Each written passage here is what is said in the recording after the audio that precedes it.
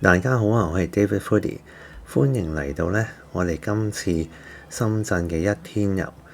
一段時間呢都冇上過去啦，咁呢好似近排呢就開咗萬象城2期啦，咁我哋就共咗上去睇一睇。當日呢，我哋其實呢就係想試呢一間餐廳嘅，讀法就唔係好清楚嘅。不過呢，當日我哋11:40嚟到呢，已經要排隊攞位。咁嗰日呢仲係星期一嚟嘅，咁似乎呢都唔少香港人北上啦。嗰日4月6號，咁你嚟等位呢，就冇話係可以等室外或者室內嘅。咁總之邊一張台available呢就俾咗你㗎。咁你睇到嗰啲價錢呢，其實好多嘢都幾抵飲啊！比香港嚟講，甚至乎係平過香港一般 cafe 嘅價錢。睇一睇 menu 先啦，咁佢嘅 appetizer 呢，我哋就叫咗呢一個嘅章魚肚豆，咁就一般般啦。不過49嘅人仔啊，真係冇投訴。另外就炸呢個牛肚啊，咁其實都幾特別，冇接觸過呢樣嘢啦。一陣可以睇一睇。另外就係呢個49蚊或者98蚊2件嘅鵝肝啊，我哋都有叫到嘅。甜品嘅方面呢，我哋亦都冇試到，因為真係太飽肚啦。好啊，咁我哋就睇一睇佢嘅 main course 啦。咁我哋嗌咗呢一個嘅檸檬嘅意粉啦，88蚊人仔。你睇到所有嘅價錢呢，其實都唔過100蚊嘅嗰啲 pasta 嚇。咁質素嗰方面呢，一陣至再講一講。好啦，咁佢亦都有繼續佢嘅手工嘅 pasta 嗰一版啦。咁我哋叫咗79蚊嗰個蝦意粉啦。原本都想叫埋下面嗰個松露啊，5種松露嘅意大利粉。咁但係真係太多嘢啦，叫到。因為佢而家呢，呢個大眾點評呢，仲有啲優惠㗎嚇，咁一陣就可以睇一睇。左手面呢就係鵝肝啦，咁我個人認為呢，就真係嗰個酒味太重啊。咁但係咁鬼平嘅時間，唉，真係冇乜可以投訴啦。咁但係下一次呢，就未必叫返佢啦。一個章魚嘅頭盤呢，佢真係幾有口感嘅，幾彈牙嘅個章魚，亦都有海鮮味啦，係新鮮嘅材料。咁但係呢，整體嚟講就唔係太過突出嘅，正正常常咁樣啦。咁下次呢，亦都可能會試過其他嘅前菜嘅。咁我哋就貪過癮啦，就叫咗呢一杯叫做 Brazilian Lemonade 啦。咁就係話呢，用烤魚啦，同埋檸檬嘅。咁飲起上嚟真係幾 refreshing 嘅，一啲都唔漏。尤其是呢，我哋當日就排咗一張戶外嘅台啦，咁都幾熱嘅，感覺上都有成30度噶啦。呢一個就係嗰個炸牛肚啦。咁佢拎埋嚟熱嗰陣時呢，好得意噶。佢面嗰陣呢就係脆嘅，裡面嗰陣牛肚呢就係煙煙韌韌。咁個質感呢，之前都冇接觸過嘅，所以你平時食嗰啲牛肚河呢，係完全唔同質感嘅。呢一個就係甜品嚟嘅，咁就係呢，喺透過呢個大眾點評呢送俾你嘅。咁其實就係一個檸檬裡面有啲jello 嘅東西。呢一個呢，就係個鵝肝啦，有些少失望嘅，因為呢個鵝肝呢，下面就夾咗塊牛肉。咁基本上你平時一般嚟講用麵包索個鵝肝油呢，就完全接觸唔到啊！嗰陣又係落唔到嗰塊麵包，咁你變咗塊麵包又乾啦，個牛肉就煮到好熟。咁個鵝肝定鴨肝我都唔知啊，真係冇乜香味嘅。呢一個就係嗰個蝦嘅意粉啦，咁嗰個汁咧係非常之濃郁㗎。咁呢個亦都推介。佢嘅 cream 咧就當然啦，你唔能夠要求好似日本啊，或者你去到用法國嘅 cream，我唔知道佢用咩 cream，但係咧個香度唔係咁濃嘅啫。呢個就係個檸檬意粉啦，咁就係有幾味啦，加上有啲酸嘅檸檬味。咁所以如果你夏天過去食呢，其實都幾 refreshing 啊。雖然呢啲嘢呢係熱嘅。如果大家去過萬象城一期嘅話呢，你都會可能 expect 咧萬象城二期咧會有啲相似嘅。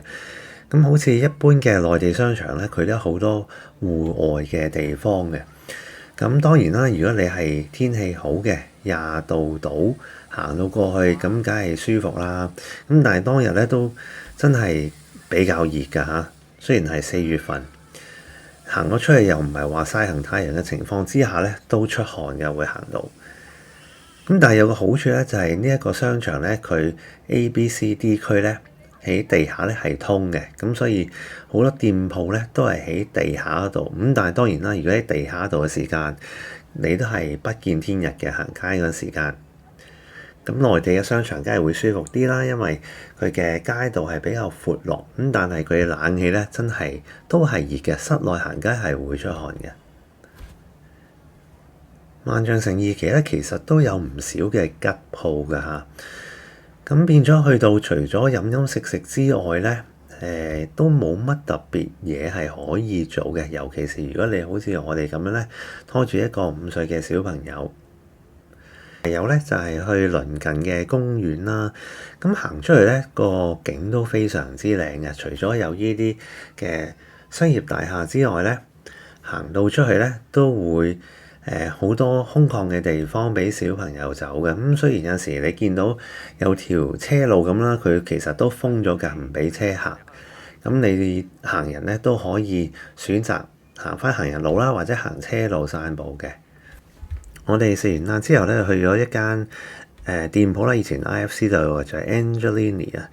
咁但係即係嗰啲質素同 IFC 以前嗰間係出入比較大，所以我就冇特別擺埋呢條片裡面啦。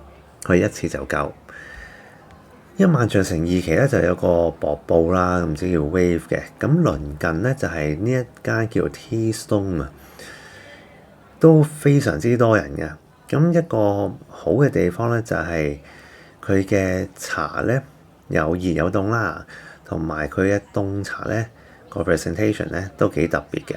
我哋叫咗一款叫 Little Champagne 啦，咁佢嘅 packaging 就係即係好神級嘅。咁但係佢真係唔係有 champagne 嘅味道咧，就可以話冇嘅。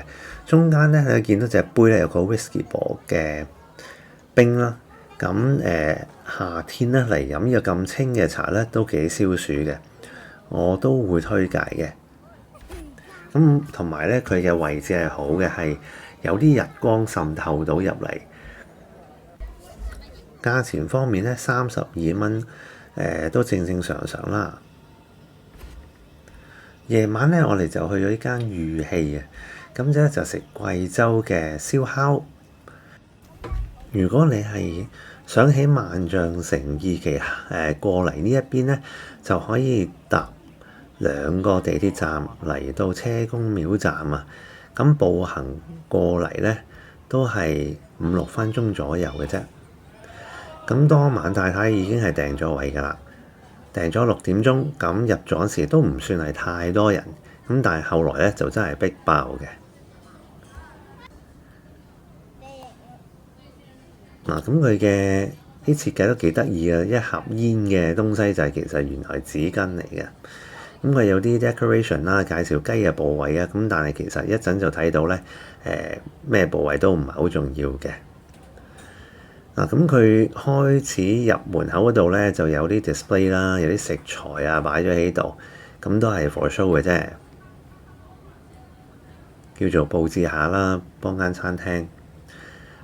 當晚我太太喺度食到蠔嘅，咁佢呢個烤蠔就話正嘅。咁佢有一個 set 啦，俾2個人食嘅。咁呢一個麵係幾好食嗱，你見到咧，佢係有個爐咁樣興住上面嗰個竹嘅盤嘅嚇。咁咧佢就開始燒啲嘢出嚟咧，就逐樣嘢擺上嚟嘅。咁呢個就係雞皮啦，咁有啲蝦咁樣。咁但係咧，如果就算你食咧一路咁樣食1個鐘頭咧，其實佢係可以繼續興住食物。咁整體嚟講咧，譬如中間呢啲雞咧，佢興興下都開始有啲乾㗎嚇，咁我就唔建議話即係雞嗰啲興咁耐啦。咁啲雞皮亦都會出油，咁但係老實講，你興咁耐嘅時間，咁實會變質㗎啦。咁但係好處就係，如果你有嗌酒飲嘅話咧，其實佢一直咁樣 keep 住興住啲食物咧，個感覺係非常之好嘅，啲食物唔會凍晒，一路傾偈一路飲嘢，嗰啲食物係熱嘅，咁呢度做得非常之好。特別比較好食嘅咧，其實就係嗰個腸啦，個雞腸係超正啦，非常之爽同埋入味嘅。咁你加啲辣椒粉啊，咁更加好食。佢嘅強項反而我認為係嗰啲蔬菜，根本佢每一樣嘢蔬菜都好食。例如嗰個一個四方形嗰個烤豆咧，係非常之有炭味嘅。咁個粟米亦都好香啦。所以下次其實個攻略反而咧唔係一個狂叫肉咯，或者內臟係反而咧係叫多啲佢嘅烤蔬菜啊。因為一般嚟講蔬菜係冇咁濃味啊嘛，但係佢都可以擺好多嘅 flavour 入到去㗎嚇。呢一個就係豆腐係一個波，咁啊可以擺啲配料入去食，咁冇乜特別。呢一個就係神級嘅，呢個烤菠蘿啊！咁你見到啦，佢支籤真係燒到窿咗，真係有去烤嘅。咁然之後面嗰陣糖咧就好似 crème brûlée咁樣，好脆啊，好正。呢一個就係芒果嘅水冰啦，10零蚊抵到爛。下一次咧我都會翻嚟試嘅，如果離開深圳嘅話。不過記得訂位。咁啊，希望你中意呢段片啦，下一段片再見，拜拜。